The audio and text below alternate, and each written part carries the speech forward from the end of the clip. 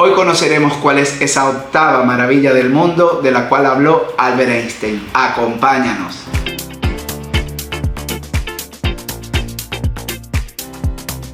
Hola a todos, donde quiera que se encuentren, y en este tercer video vamos a dar las conclusiones que tenemos de estos tres maravillosos libros de Robert Kiyosaki, Warren Buffett y Benjamin Graham, en donde hablamos básicamente de cuáles son esos productos de inversión, sin entrar en detalle, pero solamente reflejando cómo son las actitudes, las acciones de los inversionistas inteligentes, del inversor inteligente, y de cuáles son sus consejos a la hora de que tomemos nuestra rentabilidad en nuestro empleo, en nuestro autoempleo o en nuestras empresas para invertirlos. Dónde lo tenemos que invertir y cómo debemos pensar, cuáles son esas competencias gerenciales que debemos tener a la hora de invertir. Y vamos a hablar más en detalle de eso que definió Albert Einstein como la octava maravilla del mundo, que no es otra que el interés compuesto. Y vamos a hablar del inversor inteligente. En este tercer video vamos a hablar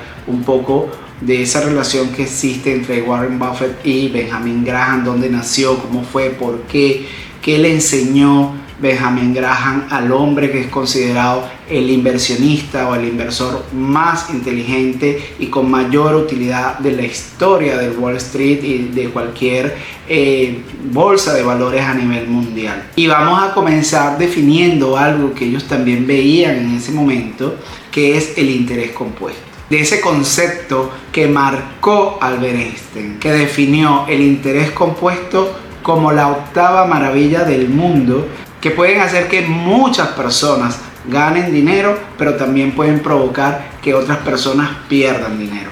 Y acá Benjamin Graham y Warren Buffett explican cómo puedes ganar dinero y qué puede hacer que pierdas dinero.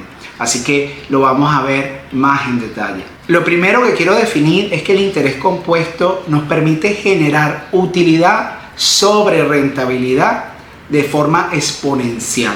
Llegados a este punto del video, les pedimos que lo compartan con aquellas personas que consideran también deberían verlo. Que nos regalen un like. Y si llegamos a 500 likes, les prometo que voy a darles mi secreto de cómo leer 3 libros en una semana. De cómo lo hago yo al menos.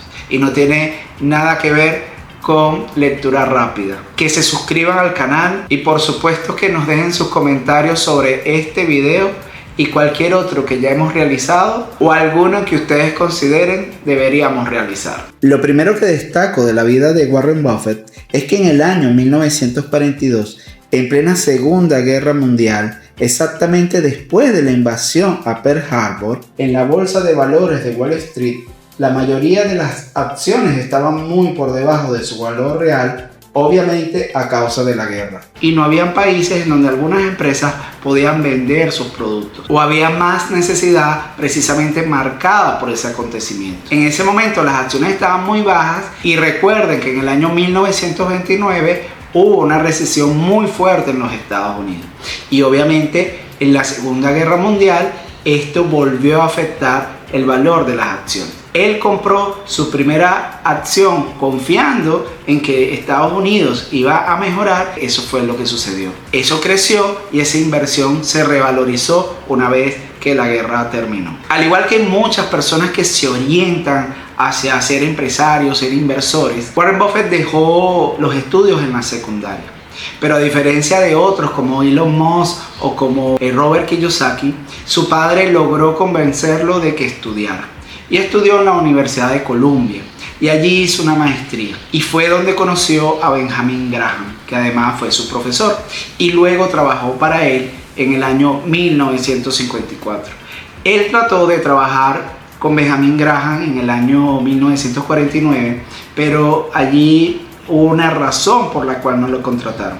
Él luego se enteró que Benjamin Graham en ese año solo contrataba a personas judías. Y era obvio, trataba de ayudar a los judíos después de la Segunda Guerra Mundial por todos los acontecimientos que ya son conocidos. Benjamin Graham se convirtió en el mentor de Warren Buffett. Y Warren Buffett señala que él no invirtió en acciones o empresas hasta que no entendió completamente ese libro que escribió Benjamin Graham, que está por acá, que es El Inversor Inteligente, el cual les señalo que también lo he leído con mucho detenimiento, aunque es un libro en algunas oportunidades complicado de entender. Pero básicamente lo que señala este libro y lo que señala Benjamin Graham es que muchas personas que no poseen las competencias gerenciales, y una en particular que él denomina en uno de sus capítulos Mr. Mercado, y él describe a Mr. Mercado como una persona esquizofrénica, son las personas que no pueden o no saben manejar sus emociones, que no tienen inteligencia emocional. ¿Por qué? Porque el mercado se mueve de forma complicada. Como recordarán, cuando hablamos de Warren Buffett, él mencionaba que las personas deben ser codiciosas cuando otros son temerosos y que deben ser temerosos cuando otros son codiciosos. ¿Por qué? Vayámonos a la época del COVID, por ejemplo. En ese momento, las empresas de transporte aéreo, como recordarán, sus acciones bajaron a un mínimo histórico, porque el mundo pensaba que nunca más iban a tomar un avión para ir a otro país. Y resulta que en pocos años esa situación se resolvió. Las personas o empresas que vendieron esas acciones en el momento en que estaban en el mínimo histórico, obviamente ahora se arrepienten, porque esas acciones se revalorizaron. Y aquellas personas que compraron en ese momento en que la corriente popular, como también lo dice Warren Buffett, estaba orientada hacia vender esas acciones, hacia salir de ellas, precisamente las personas que dominaron esos impulsos, que dominaron esas emociones, invirtieron más dinero en esas acciones. Y por supuesto hoy están gozando de una muy buena rentabilidad. Empresas como American Airlines, como Air France, Lufthansa, Iberia, etcétera, si estaban cotizando en bolsa, obviamente sus acciones habían bajado, pero representaban una gran oportunidad para aquellos que no siguen la tendencia temerosa que marca el mercado. Pero también Benjamin Graham en su libro señala que también hay otra parte que se maneja a veces de forma muy optimista, es decir, que compran precisamente cuando la acción está subiendo. Y eso también puede ser peligroso, porque cuando tú compras con una acción, cuando está llegando a su máximo histórico, puede resultar que en algún momento esa acción baje de precio y puedas llegar a perder dinero. Entonces, lo que estudió o lo que mostró Benjamin Graham en su libro El Inversor Inteligente es todo eso que representan esos cambios que se pueden dar en el mercado de valores. De hecho, él definió una de sus teorías, que es el análisis fundamental, que se realiza todavía a la hora de valorar acciones. Y otra teoría es la inversión de valor, que se sigue manejando desde hace más de 100 años en todos los análisis que se hacen en las bolsas de valores del mundo. Y en esta teoría de la inversión de valor es donde Warren Buffett se basó para sus inversiones. ¿Y qué nos dice la inversión de valor?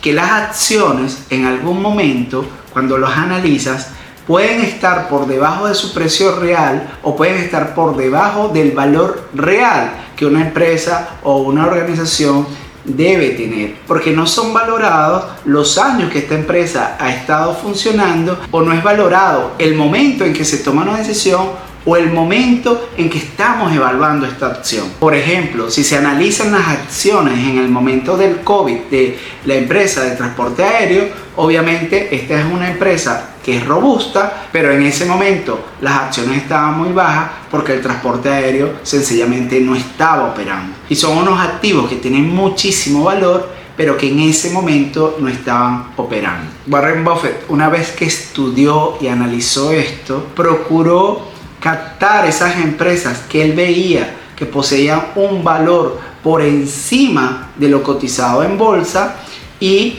empezó a realizar inversiones en esto. Warren Buffett trabajó, como ya lo dije, con Benjamin Graham en el año 1954, pero apenas duró trabajando con él 2 años y luego fundó su propia compañía.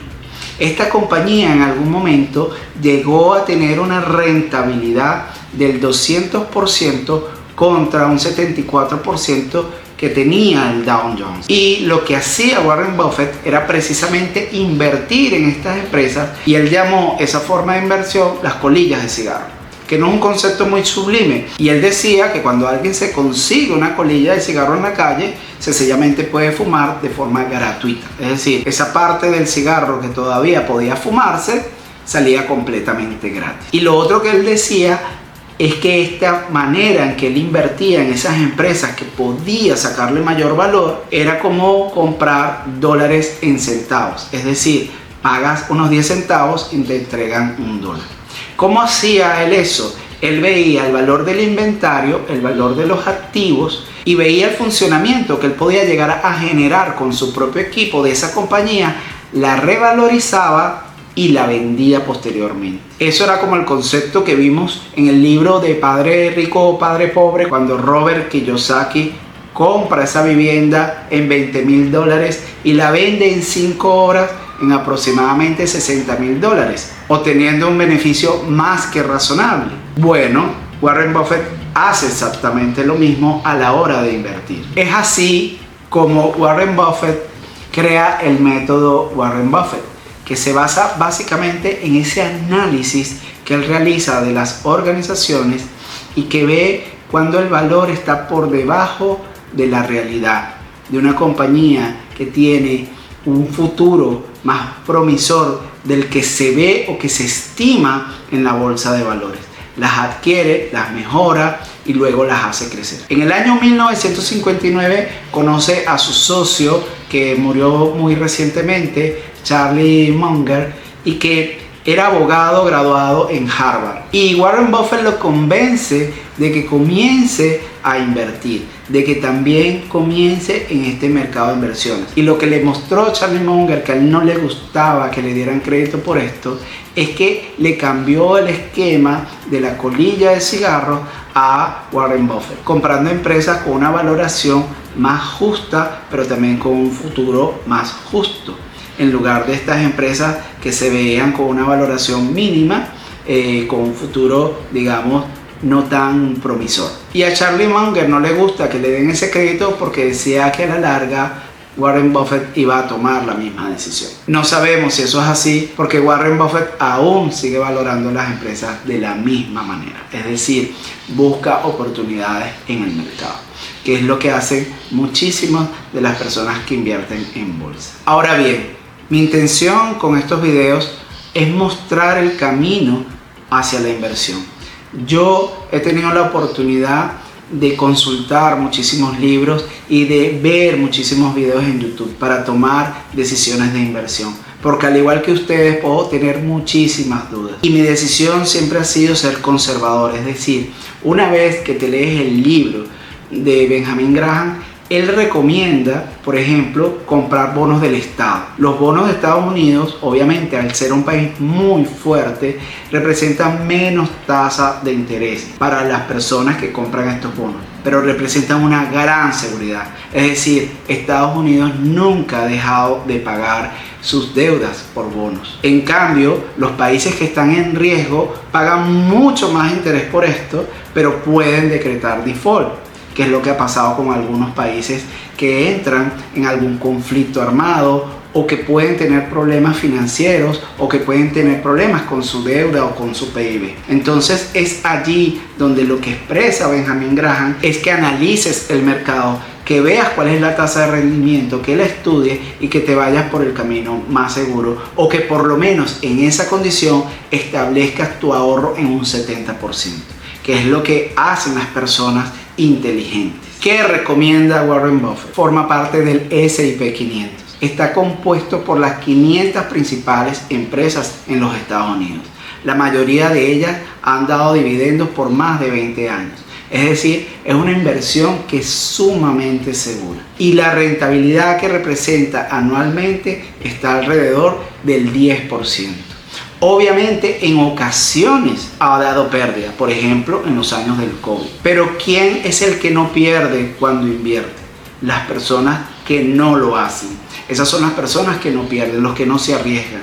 Y este no es un riesgo, es que realmente al medir en el tiempo, si tú inviertes durante 10 años, 20 años, porque es otro consejo que da Benjamin Graham y que copia Warren Buffett. Una vez que tú haces una inversión, no puedes jugar a retirarla, sino a mantenerla en el tiempo. Obviamente, cuando hablamos de inversiones a largo plazo, el ejemplo que nosotros estamos dando de invertir, por ejemplo, en el S&P 500 durante unos 30 años es manteniendo la inversión allí, sin moverla, a través de fondos indexados que se manejan con inteligencia artificial, que recomiendan mover las inversiones en caso de que esté bajando y que esa baja sea constante, pero para luego volver a comprar en el momento en que el precio llega a un mínimo histórico, pero vuelve a rebotar hacia arriba. Todo esto está a la mano hoy de todas las personas que quieran invertir, y por eso insistimos tanto.